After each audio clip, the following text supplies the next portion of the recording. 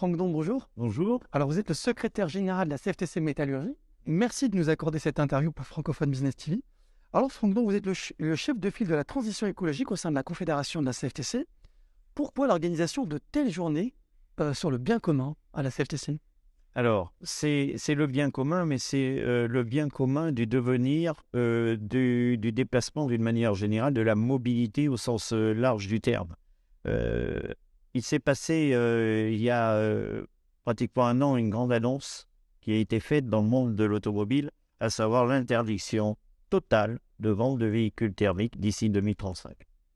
On va être en 2023. 2023, même si on a un peu commencé, ça veut dire qu'on a grosso modo une douzaine d'années pour passer de sites industriels de 100%, fabrication de 100% de véhicules thermiques à 100% de véhicules électriques.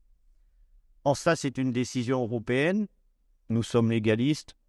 Nous nous y opposons donc pas et nous allons faire en sorte que, sauf qu'à un moment donné, c'est une durée qui est très courte pour assurer cette transition-là.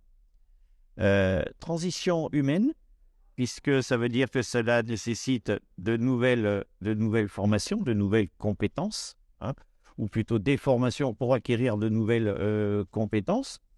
Cela implique également peut-être de relocaliser certaines activités, puisque la fabrication d'un véhicule électrique génère un besoin moindre de salariés. Et puis ensuite, attention de ne pas mettre la charrue avant les bœufs, comme disaient nos ancêtres, dans le sens où est-ce qu'on aura, et aujourd'hui nous sommes en retard, est-ce qu'on aura suffisamment de bornes électriques? Est-ce que le pays aura suffisamment de centrales, quelles qu'elles soient, pour fournir de l'électricité en nombre? Quand on voit ce qui se passe aujourd'hui, on est en droit de se poser des questions. Voilà le grand enjeu et ce qu'on voulait partager au sein de cette journée du bien commun. Alors, c'est une journée totalement innovante, Franck Don, puisque une initiative qui n'existait pas avant entre d'une organisation syndicale qui invite des organisations patronales à échanger. Pourquoi ce terme de bien commun, justement, pour cette appellation? Parce que la CFTC n'est pas une organisation syndicale basée sur la lutte des classes.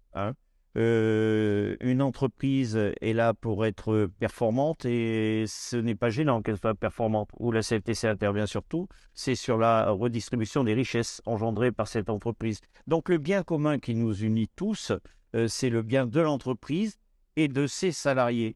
Parce qu'il n'y a pas d'entreprise sans salariés, il n'y a pas de salariés sans entreprise, d'où l'utilité d'avoir un bien commun et une réussite bien évidemment commune.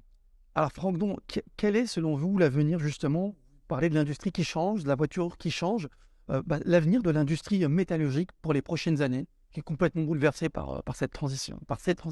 Eh bien, ça va être là notre travail. Et donc, je suis confiant sur notre ténacité, sur nos capacités à peser dans les échanges, tant avec les organisations patronales qu'avec les politiques, pour que justement personne ne se retrouve au bord de la route et que cette transition se fasse sans aucune douleur et sans aucun drame social. Ce sera le mot de la fin. Personne au bord de la route. Merci beaucoup, Franck Don, pour votre témoignage. Et je vous dis à très bientôt pour une nouvelle interview. Merci beaucoup.